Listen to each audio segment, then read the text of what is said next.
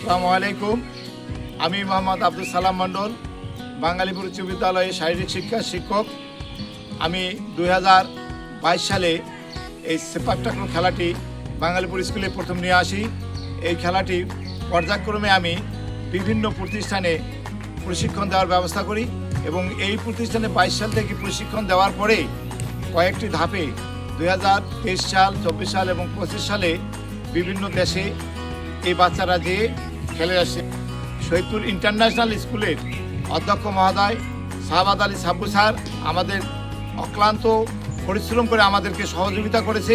বিভিন্ন জায়গায় যাওয়া আসা এবং বিভিন্নভাবে উনি আমাদেরকে সহযোগিতা করে আমাদের খেলাটিকে আরও প্রাণবন্ত করে তুলেছে।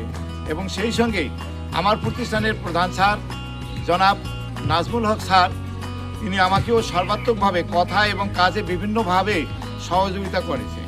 এই খেলাটি যখন 22 সালে আসে, তার পাশাপাশি আমি আমার প্রাক্তন ছাত্রী ববিরানী রায়, তাকেও এই খেলার সঙ্গে সম্পৃক্ত করি এবং পরিশেষে তাকে এই খেলার দায়িত্ব সেপাক টাকরোর কর্ণধার হিসাবে দায়িত্ব দেওয়া হয় এবং বর্তমানে বাংলাদেশের মহিলা জাতীয় দলের একজন উনি কোচ, এবং এই কোচ হিসাবে সে বিভিন্ন প্রতিষ্ঠানে গিয়ে এই খেলাটাকে আরও প্রচার করেছে এবং এই বাঙালিপুরের মাঠে সকাল বিকাল তারা অক্লান্ত পরিশ্রম করে তারা এবারে আমাদের সাফল্যের কেবল দ্বার প্রান্তে পৌঁছেছে। এর পরবর্তীতে আপনারা সকলে আমাদের এই খেলাকে সহযোগিতা করে, সকলে সাপোর্ট করে আমাদের খেলাটিকে আরও অনেক দূর নিয়ে যাওয়ার জন্য সহযোগিতা করবেন।